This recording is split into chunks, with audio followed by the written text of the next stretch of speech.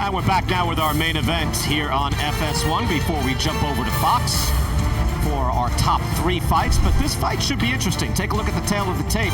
Marcos Hernandez, Alantez Fox, and you can see the record: 14-3-1, 26-2-1, 27, 28 years old. Alantez Fox is 6'4", sometimes listed 6'5", the much taller man with a reach advantage. But these two will normally be fighting championship-level fighters stepping up. Now they face each other, so it's a crossroads fight. Head-to-head should be very evenly matched. Let's go to the ring, and Jimmy Lennon Jr. Ladies and gentlemen, from the here in downtown Los Angeles, Premier Boxing Champions presents the FS1 PBC Fight Night featured attraction of the PB Promotions, sponsored by Geico. Our judges scoring from ringside: Rudy Barragan, Dr. Lou Moret, and Fernando Villarreal. All right, fans, here we go. 10 rounds of boxing scheduled. Super middleweights in the ring. Introducing to you first on my left. He is fighting out of the red corner, wearing black trunks with silver trim. Joining us from Forestville, Maryland. He weighed in at 167 1/4 pounds with a record of 26 wins, 2 losses, and 1 draw. He has 12 wins coming by way of knockout. Introducing Alantez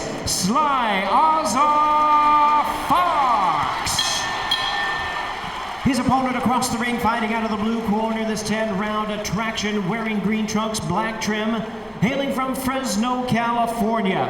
He weighed in at 166 1/2 pounds. His record stands at 14 wins, 3 losses, and 1 draw, with 3 wins coming by way of knockout. Introducing Marcos Madman Hernandez. And our referee in charge now to give instructions, Ray Corona. Mouthpiece. This is perfect here. This is perfect here. Anything below that is low. Touch gloves if you want. God bless. Marcos Hernandez was training to fight James Kirkland, who will be in our co-feature later on Fox. But Joe Goosen, that's a very different fighter. Now he gets Alantez Fox, who's almost 6'5", very different style. I mean, drastically different style. Well, I don't think it could be any more drastic than what you just said.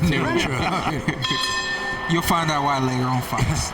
Yeah, James Kirkland is, he is all action. Even at the age of 36, he comes out, he's left-handed, he's throwing power shots.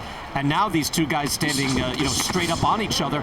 And Sean, this is, again, a crossroads fight. Most of the times, these guys will be stepping up as an opponent. They face each other, so that's a different level of pressure, isn't it? Yeah, it's kind of like, I got to stay alive. And this is the fight I have to win in order to stay alive. And that's why Hernandez vowed, he really trained. He went to the mats for this fight, that he put 120% into this camp. So let's just see if it pays off. The most consistent thing he does is throw a good jab, and he's been throwing a good jab so far this fight. Well, and he will press you too, though. For a guy who's only got 3 knockouts, which is amazing. You missed why, but he just threw about 3 or 4 shots right there, and they were all pity pat. Yeah.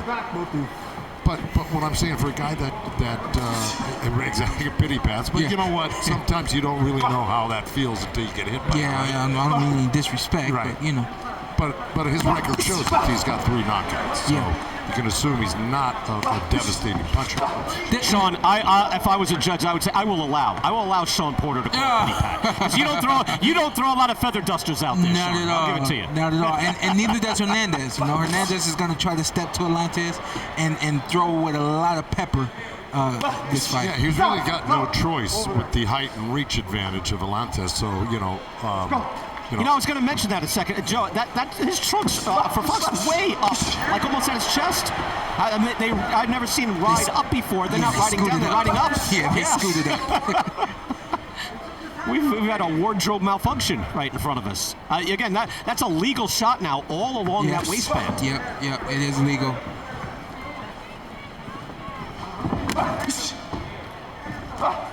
Speaking of trunks, Heidi Angel is ringside. Heidi, you can segue into that? Yeah, that's a first, Brian. That's a first. But the funny thing is, actually, Mark Hernandez isn't the one. His wife actually had to drive those trunks, his trunks, all the way down here 4 hours. He forgot them at home.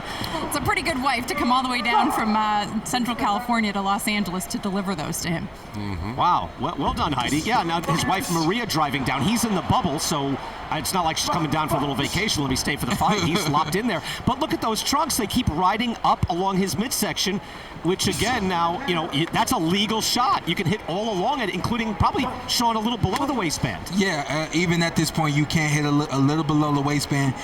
The ref will probably try to step in. There's only 12 seconds left. He's gonna definitely go to the corner and demand they get him down. So final seconds here, round number 1. Good crossroads fight with a little wardrobe issues. Round number 2. As you see, there's Marcos Hernandez, his wife Maria, driving the trunks down, and the referee in between rounds, Ray Corona, saying, I want to see his belly button. It's not your fault, it's riding up, which is rare, but evidently his wife getting him an expensive pair of trunks, and they're doing a good job. Tell you what, we talk so much about the shorts in the first round, we don't even know who won the first round. We're concentrating on the trunks. Yeah, so you're right. Ask me and I'll tell you. Who won the first round, Joe? I think Hernandez did by the way of pressure and cornering him and landing some body shots, and by virtue that his trunks fit him better than Fox's. I saw a lot of jabs landed by Fox, and I thought he landed the cleaner shots in the first round, but I was looking at the shorts. I don't know for sure. No, okay, so and you don't know for sure. Don't lie. Well, no, we're gonna have to get. television. I'm not lying. Just I think I saw about as much as you did. This is going to be a tactical fight, though. You got one guy who likes to use the jab, wants to use the jab. Obviously, you're tall, 6'5", and then you got another guy who needs to get close in order to land. It's going to be a tactical fight. Yeah, look. I want to clean this up too, Joe, because I'm in error here. Good body work there. That's what I was talking Hernandez. Hernandez's wife Maria brought the trunks down. Those are the green trunks. It's the black trunks on Fox that are riding up, because I don't want. His wife drove them down, and they're not an issue. No. and Ray Corona, you were right, though. Ray Corona went over to the corner in between rounds after he collected these scorecards and told them that they got to pull the trunks down, and let's see if they stay there. Sometimes what you do in the locker room is you put tape around the cup and you reverse the tape so that the trunks actually stick to that tape and they don't ride up or down. Yeah. Right. You've done Sean, that. it's kind of a small thing, but yeah, Sean, have you ever gone in against a guy and said, hey, what's the deal with this guy's trunks? You got to give me some body on this guy. I don't think so. I don't think I've had a problem with that before, with the guy's shorts coming up too high, but if we want to talk more about the fight, which is what we should be doing, hey, Sean, feel free. This is what I came here for. This is what I came here for. It's a 10-round fight. Marcos is doing all the right things. He's trying to get close, and he's digging to the body when he gets close. The problem that Fox is having is he keeps trying to start over. He gets some space, but then he can't maintain because Marcos is using some effective pressure. Well, right, and that's why I thought he won the first round, because he put on that pressure. And remember, in pro scoring, the guy that is making the fight, the guy who puts on the pressure, effective aggressiveness, wins the round. Now, that being said, Fox has only lost 2 fights. He's got 26 wins. So, he's a very good fighter, and he's gone the distance with some excellent fighters before. So he's in this for the long distance right now. For sure. And so is his shorts. Final 10 seconds. Sean, plenty of rounds, pal. Plenty of rounds. Pace yourself. All right. Sean, of course, throwing haymakers I'm here. a newbie here. In the second round, we'll be back. Here in Los Angeles, Marcos Hernandez and Alantez Fox head-to-head. We get ready for the third round. And you mentioned Joe Goose and Fox just with 2 losses. He comes off a loss as well. And when he said that he just had trouble with the weight, he was fighting Liam Williams in England, and he said being in a different country, making weight, he just came out, and look, he hasn't used this as an excuse prior, said he just felt flat, his body never felt right the whole night. Yeah, and he said he had a hard time sleeping, because it is, your internal clock is really thrown off. But, look, he's got no excuse tonight, all right? So, and I thought, Hernandez won the last round. Would you not agree with that, Sean? Yeah. Yeah, No, okay. it's 1-1. Okay. Well, yeah, you might be right. You might be right. In fact, it's quite possible you're exactly right. But let's see what happens this round. Because if the third round, is like the second round, then Hernandez is on his way. Yeah. What do you think, Joe? It usually takes 2 or 3 rounds for one guy to start to take control? Well, because here's what's happening is that Fox is not fighting the fight. If you're 6'5", you're this tall, you're this long, you've had this much, you should actually be moving a lot more. Yeah. And using the center of the ring more. Yeah. And that jab you were talking about in the first round, none of that's happening right now. It's all Hernandez's fight. It's the way he wants it is what he's getting right now. Agreed. Fox tries with the long jab, but you're right, Hernandez is able to get in close and land to the body. Hernandez is the guy who's fought Jason Rosario twice, got stopped in the rematch, knocked out in the 9th round. Fought Rosario, again, former unified champion, to a draw in 2018, so he has stepped up and had some reasonable success as well.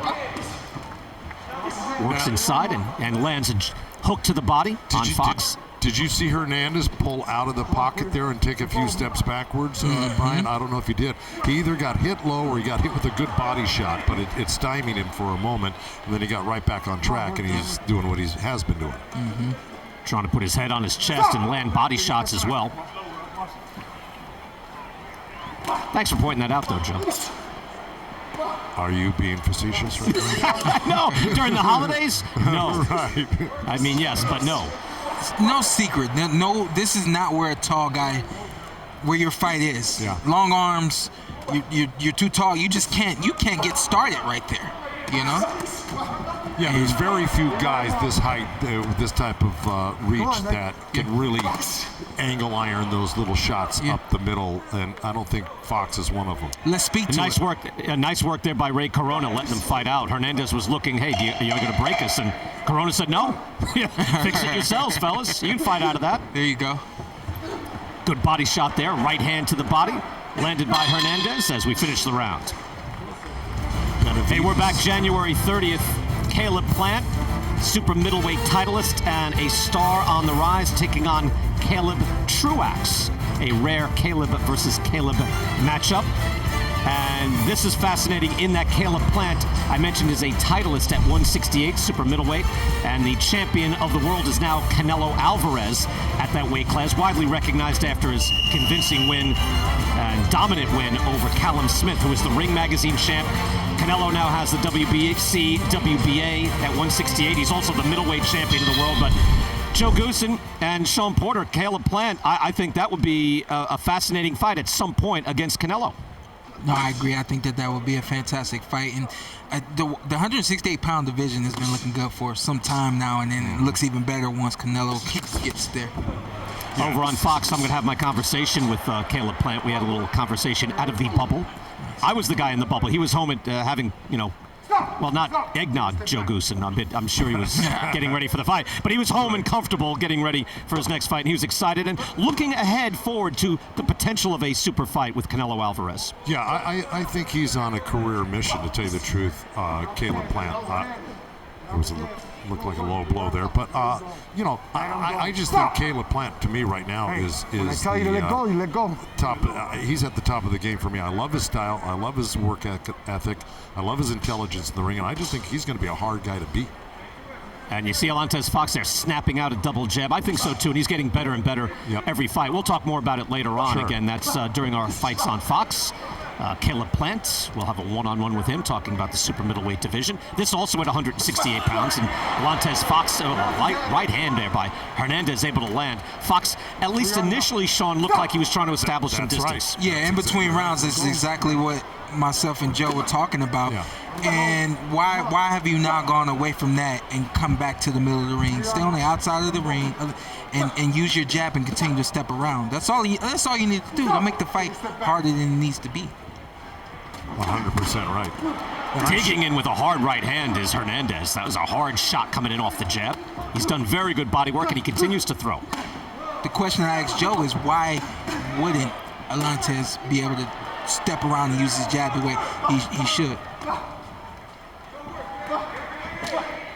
You know, we're early in this fight, but let's welcome in Marcos Villegas, who does a fine job for us scoring these rounds unofficially. Marcos, what do you think so far? We've seen a lot of action. Your thoughts on the fight? So far, Brian, I think it's really, really close. I have it 29-28 for Marcos Hernandez. Excuse me. I gave him the first 2 rounds, and then last round was a really close round, but I gave it to Fox. It could have been a swing round that last round, but more of the same in this round as well. It's, you know, at times you see Fox doing well, and then Hernandez cut the distance and really do some good work on the inside. So it's making me and I'm sure the judges ringside think twice about how the round is going. I see a little blood there on the nose of Alantez Fox. Marcos, thank you very much. You see him popping out a jab. I see. Do you see that, Sean? Your ringside? What do you see? He's a little roughed up right now, and he's a little bothered. He's looking at the ref now, and now on his movement and trying to step around and use the ring. Don't make the fight harder than it needs to be. Final seconds, round number 4 here in Los Angeles. Back here in Los Angeles, and Alantez Fox, Marcos Hernandez, and it was actually a clash of heads. We saw the blood coming from the nose of Fox, and see where they come together. Actually, Fox seemed to initiate that a bit and smashed him right on the top of the nose. Yeah, but whatever the case may be, right now, a situation like that, and you see Fox walk off, he's bothered. Yeah.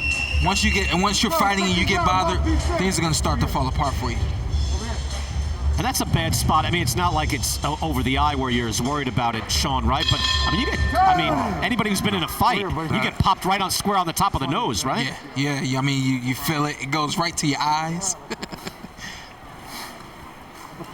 Good. See, Right here. Doctor taking a look at that just to see just how everything was turning out on his nose, if it's broken or if he's bleeding right around the eyes. Well, Alantez no. Fox has taken some damage. Brian, yes, Joe. Brian, Fox has got a cut on the inside of his eye. It's below the eyebrow, right above the eyelid. It's in the worst spot you can get cut, to tell you the truth. You'd rather be cut above the eyebrow than below it. So did you see that from a punch, Joe, or do you think it came that from was a headbutt. clash? No, Fox. That was the clash of heads too. Fox came in with a right uppercut, okay, and Hernandez put his head down and ran right into the top of Hernandez's head. That's exactly how that happened. So round number 5 here scheduled for 10. Marcos Hernandez in the green trunks, pressing forward constantly, throwing lots of body shots. And if I might add, Brian, the reason why it's worse to have the cut below the eyebrow, where the mechanics of the eyelid are working, and that's a dangerous thing, and a lot of the doctors keep a close look on that because the mechanics of your eye are in that area, and you can damage them severely where they don't work as well later on in life. Fox doing some good work right now, and he's popping out that jab nicely. Threw a hard right hand before to the body that stopped Hernandez in his tracks, if only momentarily. Yeah. Get off his hand. Stop! Take a step back. Listen, Marcos is doing the right things. Hands are up. He's pressing forward, letting go specifically to the body to break down Fox. Fox's thing is you got to be strong. You got to have a lot of will right now. You got to be able to deliver something that's going to make Marcos respect you. And I don't know if he has that. You know, he's got 12 knockouts, so it's not like he can't punch, but you're right, he's just not getting the respect of Hernandez at all. Hernandez is just walking him down. When you don't have respect in the ring, they're just gonna walk you down. And I wonder, Sean, if maybe it's not in his identity. We see flashes of that double jab, and he steps back, but he's just not consistent doing it. Yeah, he's not consistent doing it. I think he knows what he needs to do, and this is what I asked Joe. It's like, why isn't he doing it? And I think, he's a little roughed up, and I think he's a little outside himself right now. And I think even beyond that, he may not be confident in his conditioning to be able to move, turn, throw jabs, throw straight right hands, and continue to work. You need a high work rate when you're up against a guy like Marcos Hernandez. Sean, how long were you in the bubble when? I was here all week. Okay, so let me ask you something. How did that affect your conditioning or your overall, just your physical well-being? Tell me. I'll tell you, I'm different. We came out here with packed up food and a bike. We were ready to not leave the room and do everything we needed to do, not only to make weight, but stay hot and ready for the fight. Yeah, so to your point, Joe, right, it's not easy in the bubble as we end that round, and we're going to go to the corner, right? Guys have to be ready to go. As we go into the corner now, Troy Fox, Alantez's father, and his brother Michael in the corner as well. Worried, then you might set up a 1-2, telling you what to do, but you keep throwing that right hand so crazy. Stop throwing that right hand so crazy. You hear me? Stop throwing the sling, okay. No, I didn't say stop throwing the sling. I said stop throwing crazy. Do not open that eye. You can still throw it, just don't throw it so crazy. Come back so you control it. All right? You get 3-piece and move. Stop standing in front of. Do not stand still again. Every time you stand still, that's you giving them opportunity. Keep working, man. Keep popping that jab and set up your right hand down the pipe. Control the slip. All right?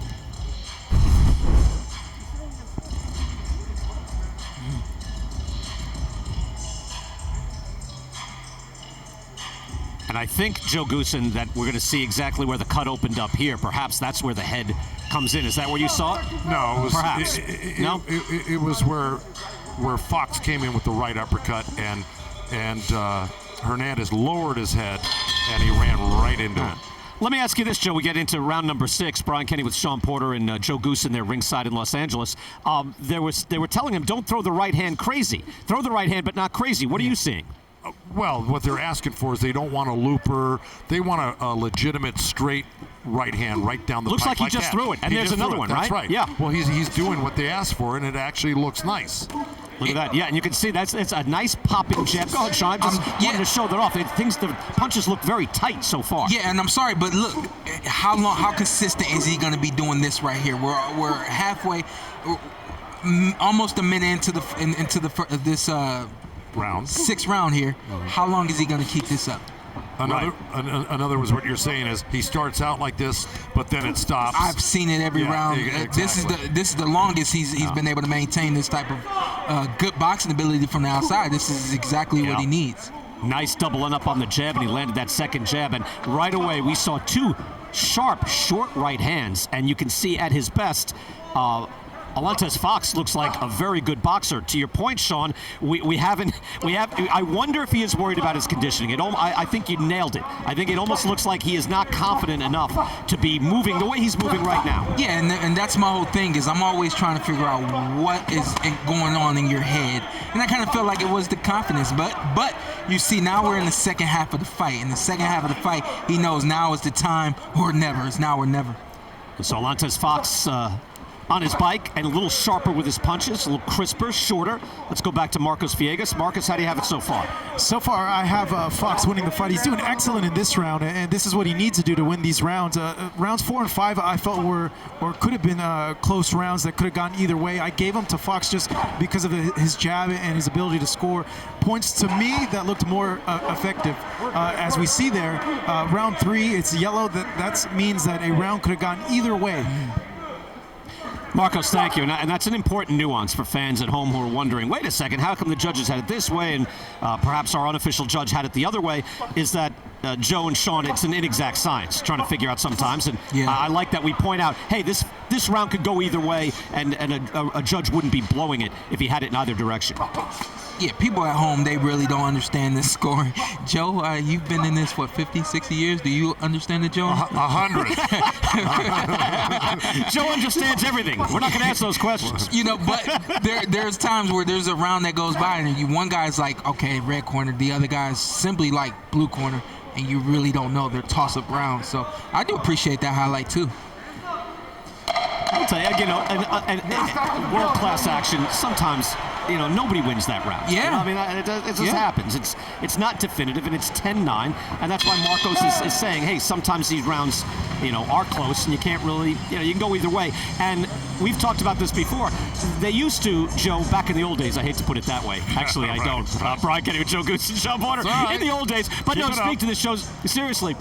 There used to be more 10-10 rounds. And if we all agreed to do that, it would change the complexion of the scoring. But that's discouraged these days, isn't it? Yeah, I think so. I think you should be able to pick a winner of a round, and there's certain reasons. Sean's not agreeing.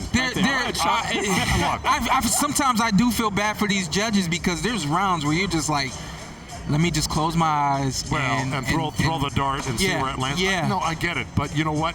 In the corner, as a corner man, you're going to know whether your fighter won or lost a round. That's true. Okay? That's true. So no, a lot of times they're razor close. I mean, look at Sean I versus didn't say Errol they Spence. weren't, but there were a lot of rounds where actually it's like, who won that round? Who's to say? I mean, you could watch it back a dozen times and you wouldn't know. And there's no secret that if Alantez Fox does this right here, he's gonna win round after round after round. Let me ask you something. When was the last time you went back to the corner and your dad said, "I don't know who won that round"? I don't know.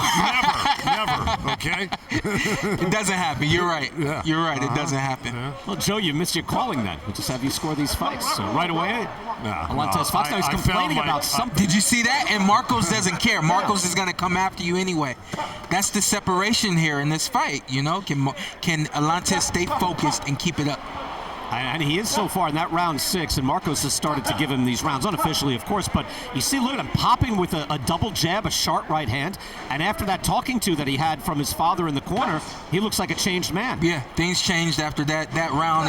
He was saying crazy right hand, and over here on this side, I'm thinking, I get it, but that's not really clear instruction. I don't think it was crazy. I think his son probably knew exactly how to interpret that. You could see there's definitely been an adjustment since that talk. What he meant, and I think it was clear to his son, was give me that good old-fashioned straight right hand down the middle. Yeah. Because at one point, Joe, Alantez did say, all right, I won't throw the right hand. He goes, no, I didn't say don't throw it. Don't throw the crazy right hand. Exactly. Right. And here we've seen he's been more on point. Look at him like just firing off a jab, but he's moving, and you have to be able to move to get away from Marcos Hernandez because he loves to be in your grill. Right? And it works both ways. A guy who's aggressive, if he can touch you, he's going to gain confidence and continue to come forward and touch you. On the opposite hand, if you're steadily moving, using your jabs, and you're touching the guy, you get confidence and you continue to do that. And now you got a guy, Marcos, like, oh, where'd that go? Let me find it. Now he's rushing in a little bit more. You're 100% correct. I used to tell the guys that I had that really were good boxers, don't let them hit you for the first couple rounds. Let them know that they are not going to hit you if you don't want them to. Yep. Okay. And that discourages them and they slow down. Yep. It diffuses the whole situation of that opponent having confidence that he can hit you. That's right. So this fight has changed. Nice work there by Hernandez, now able to get within range, but Fox has done a decent job, at the very least these last 2 rounds, in keeping some distance.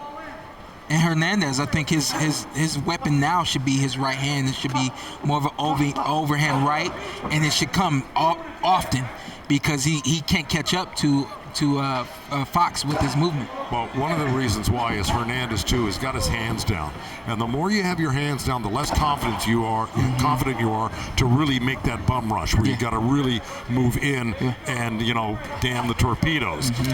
So he's got his hands down. He's going to feel more vulnerable. He's going to use head movement, but he's not using fast feet right now with his hands up and really pressing. And that's something you do really well. Joe, the tape didn't work. The shorts are back up. What are we going to do? One more time. The tape didn't work. The shorts are back up. What are we going to do? Yeah, well, they missed their chance in the locker room with the reversal of the tape, okay? Los Angeles, Marcos Hernandez, and 6'5" Alantez Fox. That's Marcos, the Madman Hernandez, who lost to Kevin Newman in his last bout, but he has been to the top. Again, has a draw against Jason Rosario, who later became the unified champ at 154 pounds. Here at 168, Marcos Hernandez is seemingly getting the better of it on the inside in the early rounds, but Alantez Fox listening to his corner, Joe Goosen, and actually implementing changes that have lasted throughout these rounds. Yeah, and look, nobody's got a better view and understanding of what's going on in the ring than the guy sitting in the corner there. They've got a bird's eye view of both guys, and they know what's got to be done. They know what their fighters should be doing coming into this fight, and when they don't see it, they're going to try to make those adjustments, and that's why you got them there, and that's why they're so important. Left and right from Fox now. I like it. I like the movement. Some people knock it, say, oh, you're not fighting. You're doing what you have to do to win, and at the end of the day, that's what you're supposed to do. Well, it looks like Hernandez is putting a little bit more pressure on this round. I think there's a sense of urgency coming from his corner right now. He's not slow walking it right now. He's kind of hustling his feet, and that's what he's got to do, but he's got to throw more punches. Got to throw more punches. And you see Marcos Villegas there, who could be indicating what the judges are looking at, going rounds 3 through 7 for Fox. Now, he has 3 and 4 as swing rounds, so a judge could reasonably have that back for Hernandez, but basically Fox has really put it down here in the middle rounds, has started to assert control. We've had plenty of occasions, Brian and Sean, where we thought the score was going one way, and at the end of the day, it doesn't. So we don't know. Yep. No, we don't. Just as an indication, we don't know. We've been stunned before. Yes. Yeah. The experts don't know. Well, it's just what they're seeing from ringside, sometimes, you know? Yeah, Sean, sometimes we have a better indication, and then we're just left puzzled. Yeah, it's true. But that's why we try to point out that, all right, those are 2 rounds where a judge, they're operating on their own, and they hand in their card and they're done, and then they go to a brand new fight in the next round. They're not talking about it, they just hand it in, it's done. And I tell you what, BK, Hernandez is slowing down, and now Fox is basically hitting them at will. Definitely the jab, but even some crisp 1-2s, and then back on the move. Yeah, popping out with that jab. It's short, it's tight. You see him hop up and hop backwards and create that space.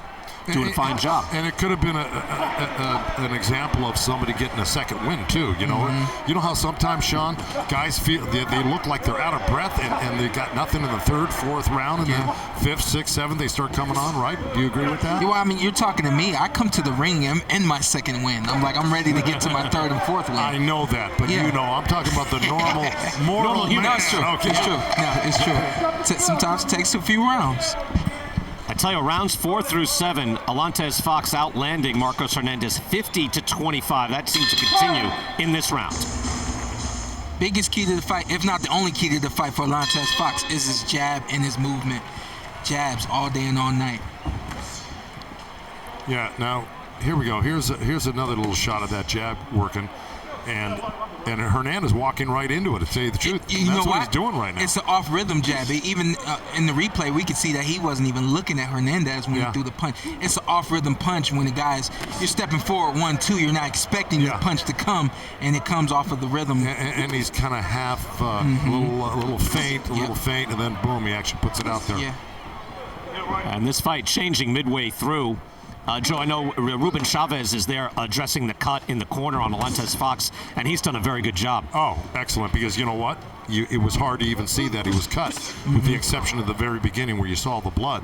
But he's done a great job, and that takes a talented, experienced guy to stop a cut in that particular area as well, because they're really prone to bleed a lot.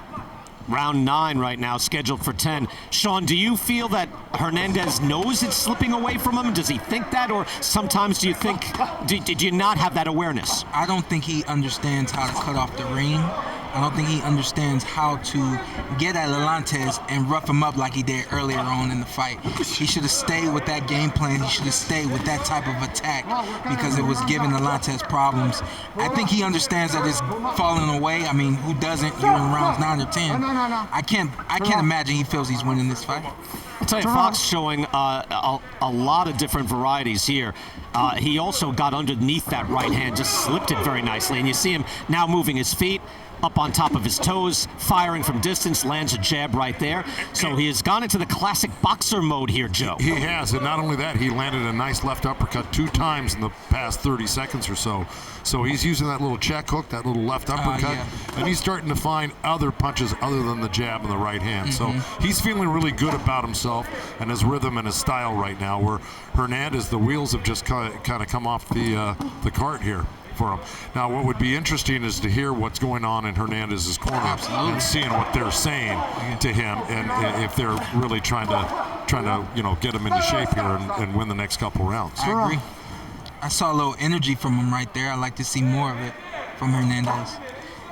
I mean, truth be told, he's got one more round left after this round. So I mean, he probably needs to do something very drastic to win this fight, like a knockout, because I think he's really fallen behind on points now. Joe, I know we're going to keep it here. We're going to keep it here between rounds, fellas, and we'll go into the corner of Marcos Hernandez. We'll hear what his corner has to say to him, because you would think they would understand that it's slipping away if it hasn't slipped away. They do. They've got Mike Rodriguez over in the corner, as well as their regular trainers. So let's see what they say. Let's go into the corner right now and take another look. Again, Alantez Fox has been able to show that nicely done with the jab and the right hand right after it. Let's go to the corner of Marcos Hernandez. Close fight. We need this last round, Mark. We need it. And I need you to be more active, okay? Deep breath. I need you to be more active. Yeah. He does not like the physicality. Yeah, I gotta Mark, be ugly. shoot the right hand right at his chest. Be careful reaching on one jab. You're getting countered every time you throw it. Yeah. How you feeling? Great. Take a deep breath. Mark, I need you to be fucking nasty this round. I need you to let everything out, okay? Without being careless, combination. Shoot. Let it out. He's gonna come at you strong because he's Breathe deep. desperate. Okay. Come on. Want some water? You're, Come on, make this right. You look beautiful. I want you to keep going, all right? Let's go. Right now, they land that hook, but move after you get your thing. Double, triple jab. There you go. Final round, and we thought this would be an evenly matched fight against two guys, kind of a crossroads fight. Someone's moving up, someone's dropping back, and midway through this fight, Alantez Fox started jabbing, moving, slipping, shortened up on his right hand, and really just, we believe, asserted control. What do you think of what we heard in the corner there, Joe, with what he was told that you got to make it happen here in this last round? Real quick, because we're going to get Marcos in here.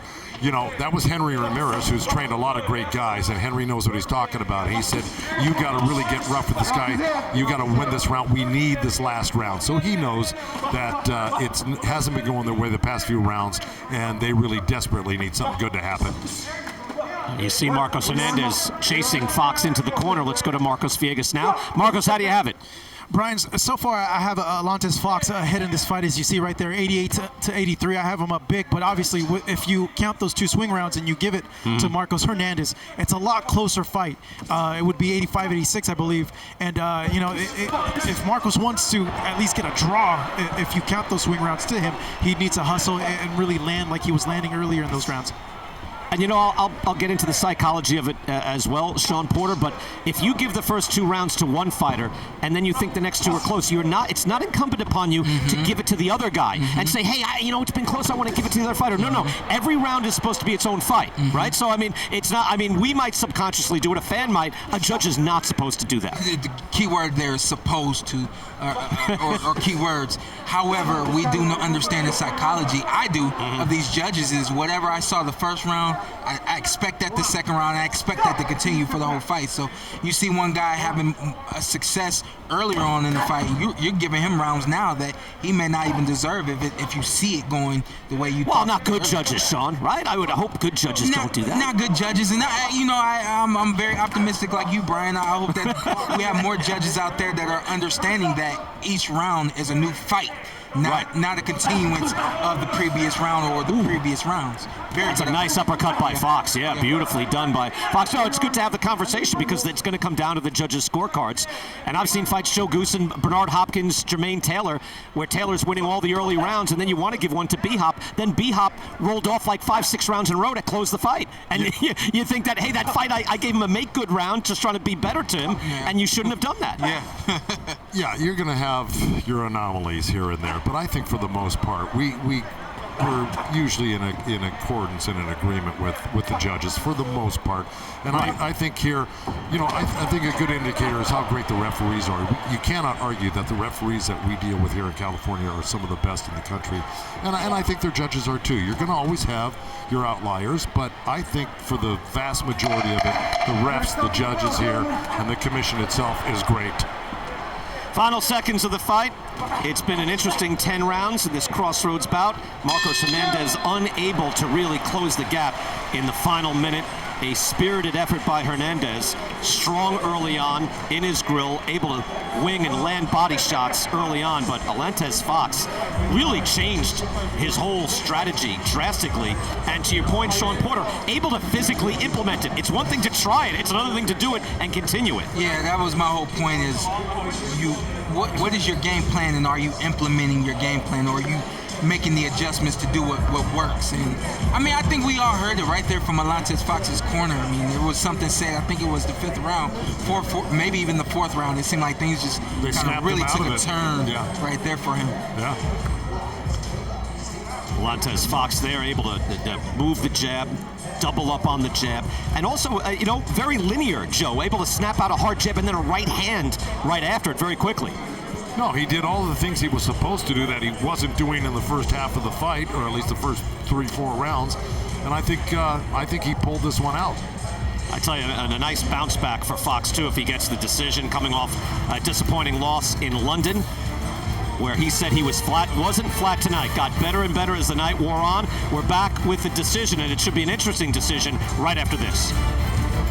Back in Los Angeles, and it should be an interesting decision here. Marcos Hernandez, Alantez Fox, Brian Kenny with Joe Goosen and Sean Porter, Heidi Angel and Marcos Villegas as well. And fellas, this was two very different fights. Marcos Hernandez able to get close early on, and Fox establishing distance late. How'd you see it? Yeah, Hernandez started off hot. He was pressuring Fox. He was taking the fight to him. And then, Joe, it seemed like things just kind of took a turn for the worse for him. Yeah, look, I mean, it's the proverbial, you know, the tide swung in the direction. Yeah. And, you know, Hernandez had a good start, and then Fox pulled up, you know. He just couldn't get close. Yeah, well, what he did was he finally got his rhythm going, and he established his jab, and he got his distance, and it's probably exactly what the corner wanted, and let's see if it paid off in the judges' eyes. Right. And you see the CompuBox numbers, and Alantez Fox outlanding Hernandez 123 to 93. Threw a lot more punches as well.